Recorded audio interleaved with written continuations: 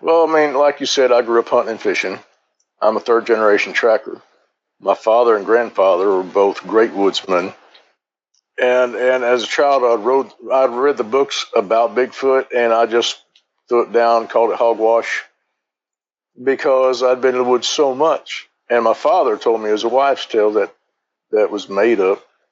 But I got out of school and started working and was busy and got to missing the woods like I grew up doing, the hunting and fishing. And so I still hunt and fish, but I worked so much. And then I joined a primitive survival group, primitive living skills group, to expand my outdoor experiences, to learn more, to be able to do more challenging exercise. And I grew up hunting the old ways. We didn't have corn piles. We tracked and killed what we tracked. But then, and I wanted to get back into that, but I wanted to do it better. And so upping my game and my hunting skills changed how I hunted even more so. And I started hunting in the farther way back places, fringe areas. I made sure I would get at least half a mile further than anybody else would go. And that's where I run into something that was not supposed to be there. It was not supposed to exist. Okay, it changed. It changed everything. It honestly ruined my outdoors experience, because I used to be able to go out and just spend weeks in the woods hunting, doing what I want to do, and now I know what's out there. Well, I had to track this area out, and it was a little over a mile in, and there was two big confluences of game trails coming in, and it was a little valley, and there was ridges on both sides, and I had packed in a climbing stand, and there was a stump hole on the foot of this hill that I dug out, and I had stashed my climbing stand in there and set myself up for deer season.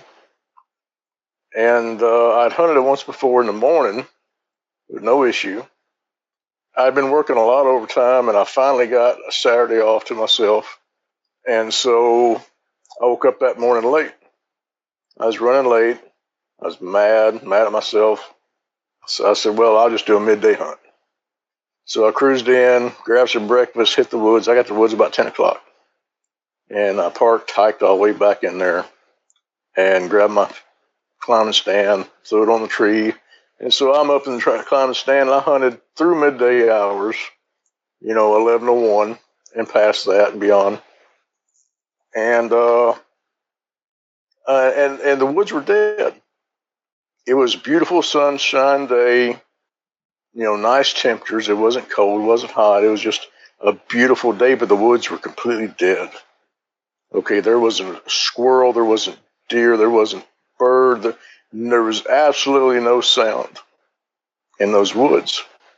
And I just sat in my stand enjoying the peace and serenity of the woods, And this one mosquito came and got under the brim of my hat and kind of floated down and got on my chin. And I reached up to flip it off of my chin, and the brush out in front of me explodes on this ridge top. It just explodes. It's just, and it takes, and something inside this brush takes off, and it's running, and I hear whack, whack, whack, whack, whack, whack, whack, whack, whack, as it's running from my right to left, going up the draw. These three whack, whack, whack. And so I'm rolling through my index. I'm pretty good in the woods, a lot of experience. I said, I bet that's a buck. And this rack is hitting the brush as it goes through the brush, going, not. I'm thinking I got busted by a deer. That was 4 o'clock in the afternoon. I sat there for about another hour. And I said, well, I might as well hunt the dark. So I reached in my pocket, make sure my flashlight's there, and it's not. I forgot my flashlight. And so I made a decision. I'm not going to fight my way out of here in the dark. So I get down, I stash my stand, I climb the stand, cover it back up, and I start picking my way up through this straw, ridges on both sides of me. And I'm thinking about what I want for dinner, because I know I'm going to treat myself well today. You know, I've been working a lot. Wife's gone, kids gone.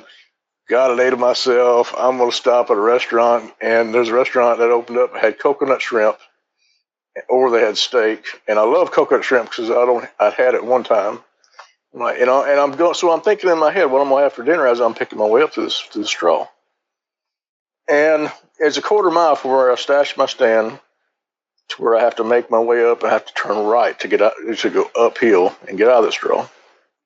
And right when I get to my turn, bam, something hits me. Something's wrong. Something's very wrong. I feel the heat. I feel heat on the backside of my left shoulder, on my shoulder blade. I feel a heating sensation. It's hot. And I'm like, oh man, you know, I hope nothing's going wrong with me out here. And I stand there and I feel it for a second. And I thought, well, okay. So I started turning.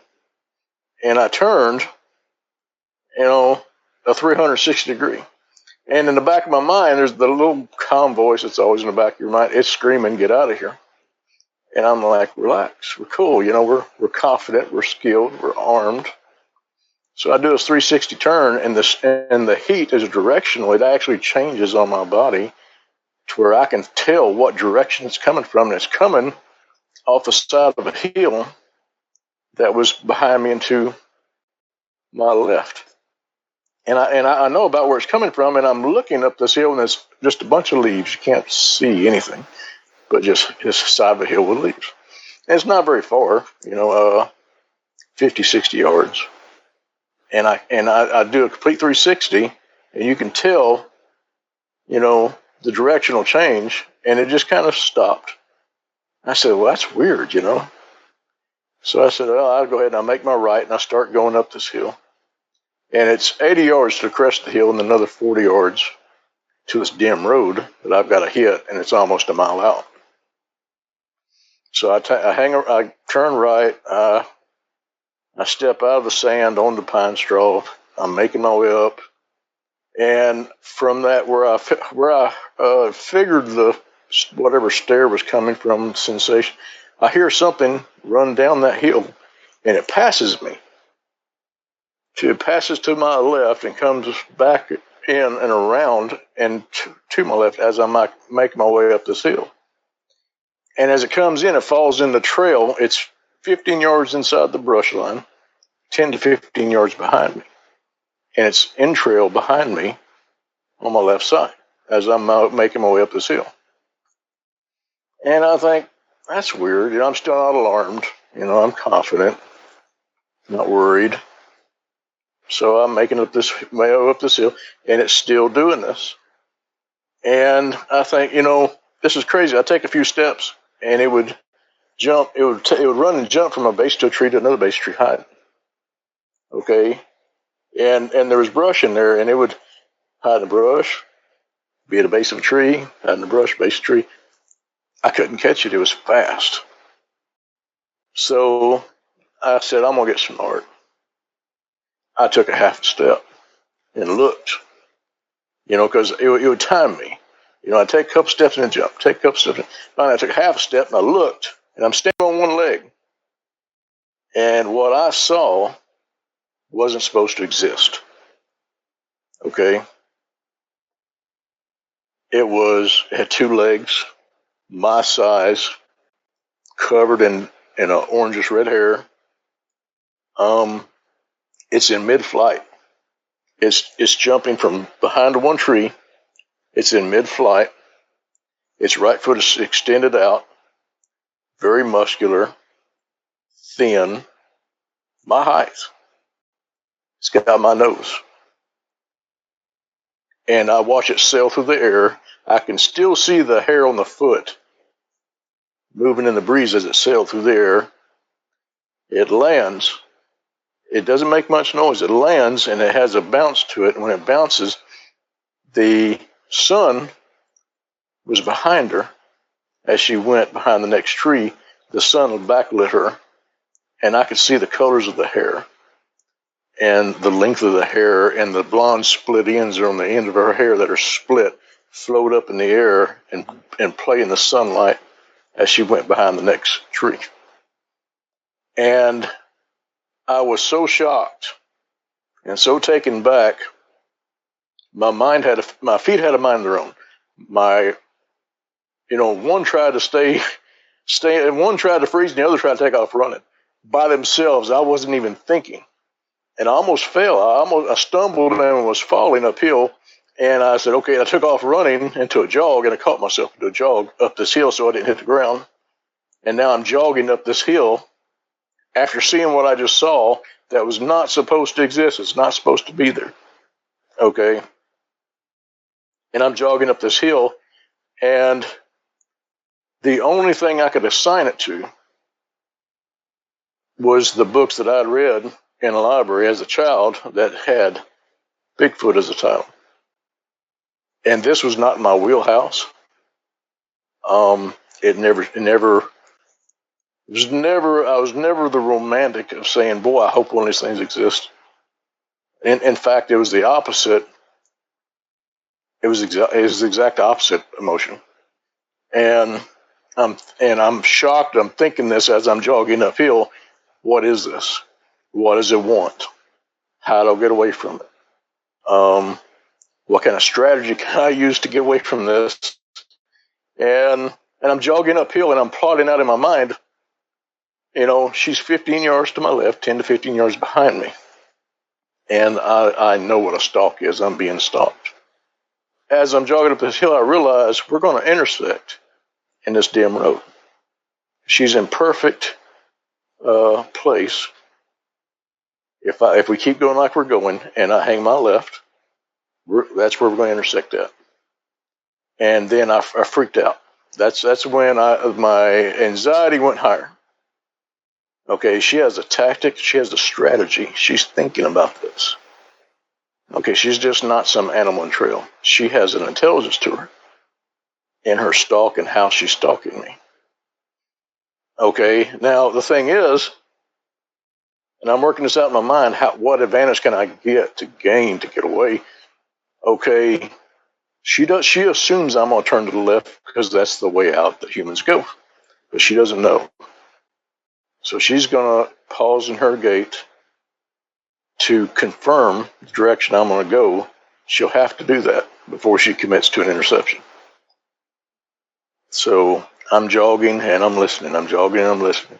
And she's keeping her pace and I'm keeping my pace. And it's, my adrenaline is building up to the point where I don't even notice tired, And I finally make the crest of this hill, and I got 40 yards to go to the dim road. And I would clear it. I get to, 20 yards to it, 10 yards to it, 15 yards to 5 yards to it. She pauses. I leap out into the road and I take off. I'm like a shot. I'm gone. I'm down this road. I cover the 15 yards to the intercept point. I go 50 yards past that, and she rushes out to the edge of the road. And I look back towards her over my left shoulder, looking at her. And she's at the edge of the road looking at me, broad daylight. And she scuffs her feet on the ground like a kid that didn't get her way. She kicks up pine straw and dust, and I see it in the air as she scuffed it up with her feet and looking dead at me. Just serious. And then now I'm freaked. Okay.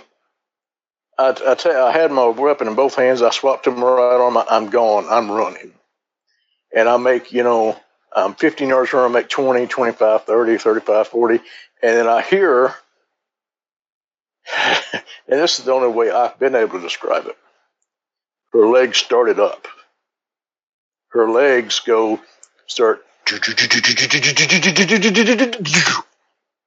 and she catches me in under 7, 8 seconds. She's right next to me running, and I'm moving, and she catches me just quick. And now she's beside me. I'm on the right-hand side of this damn road running, and she's in the brush on the left-hand side of the road, 12 feet from me running, right next to me. Okay, and she's knocking this green spindly brush is whipping her. And then she starts knocking out of the way with her hands as she's running. She's knocking out of the way, and she's just running beside me. And I say, oh my God, I can't outrun her. I thought maybe I could outrun. No, I cannot outrun her. She's so fast, and her feet aren't working like mine. Okay, I am smoothly running, but I'm covering ground. I'm fast. Her legs are hitting the ground twice as fast as mine, and it's choppy. And they just, her hips and legs don't work like mine. She is fast. And so we do this down this road, and the only saving grace is she's not trying to come into my lane. I had a plan out because there's not a whole lot of rational thought process going on right now. The only plan I had was, okay, I'm going to run. I'm going to try not to fall. If she steps into the road with me, I'm just going to spin and fire. That's my plan. That's what we're going to do. Run down this road. That was the best plan I could come up with. I didn't want to shoot.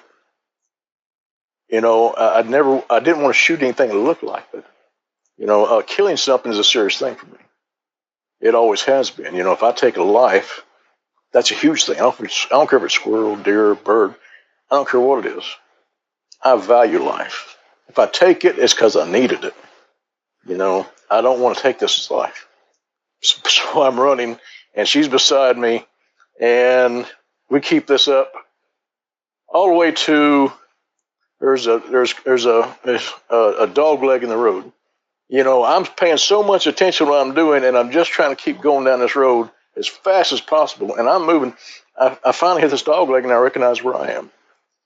115 yards to my truck off this dog leg. All right, I know where I am.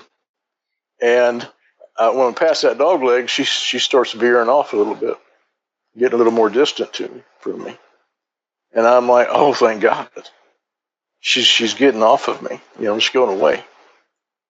And what it was, I looked over, and she's following the brush line. The brush line was getting away from me. The woods were clearing out. The brush was being pushed back further, 50 yards in a circle around this area as you're getting closer to the trailhead. And she's following that brush around. And so we make it 50 yards of trailhead, and that brush line she's in circles around, goes all the way to the trailhead. And I never really noticed that was a continuous row of brush that you have to go through right there at the trailhead. But she and I must have saw it at the same time, because she took off. I mean, she went from running to moving. Okay, she was moving. And I caught it. It terrified me so bad that I caught another gear I didn't know I had. I wasn't just moving. I was running and was low to the ground like a deer moving. That's how fast I was going. Running. And I had a straight shot, and I'm trying to beat her there. And she's coming around this brush line, and she's moving. And there's a hill. Once you get to the brush line at that trailhead, it drops down a steep hill. There's a bar ditch, and there's a gravel road. My truck's parked there. So I'm running, and I'm thinking to myself, okay, do I slow down to get down this hill? Because if I fall, I'm going to be in trouble. And I'm like, no, just run and jump off this hill. Because if you slow down, you're not going to make it. At least if you fall, you'll be out in the open, and I'll just roll over and start shooting. So I run, I make it to the brush line, and there's about a 3-foot gap there, and it's about 4 foot of brush. And I look, and there she is. She's 10 yards from me on my left side, facing right at me, and I pass in front of her. Okay, and when I look at her, I see her face. I see her nose like mine. I see her, but what really caught me is that she was facing directly west into the sun at this time. And the sun was refracting in her eyes so greatly that they glowed. And that caught me off guard. And I saw that second. That was like 1 second. And bam, I'm through the brush. I'm flying through the air as I leapt, trying to hit the roadway. I didn't hit the roadway. I hit the bar ditch, twisted my ankle, but I'm still on my feet. I ripped my keys out of my pocket, And I'm running around in front of my truck, and I'm looking at her back at her, and she's froze. She's froze still. She hasn't moved a muscle, standing right there where she was at when I looked at her. And I run around my truck. I noticed my ankle hurt, but I didn't care. I just wanted to get out of there. I was terrified. As far as I know, I was running for my life. And I get my truck open, I sling my rifle in it. I don't even hit first gear. I got to have 250 standard. And I throw in second. I dump the clutch. I'm lurching and slinging gravel. And it seemed like it took forever to get going. But I get going, I get down that next curve and the next curve, and I started laughing at myself. There's no way that happened. There's no way in the world that could have happened. And I'm thinking, what could have happened? What would it cost me to think that if that actually happened? And I had a soft drink with me. And I pulled the soft drink out of my pocket and I threw it in the floorboard. I said, someone spiked my soft drink at the bottling company. I must have, that must be the explanation that was for that to happen. Because those things don't exist. They're not real.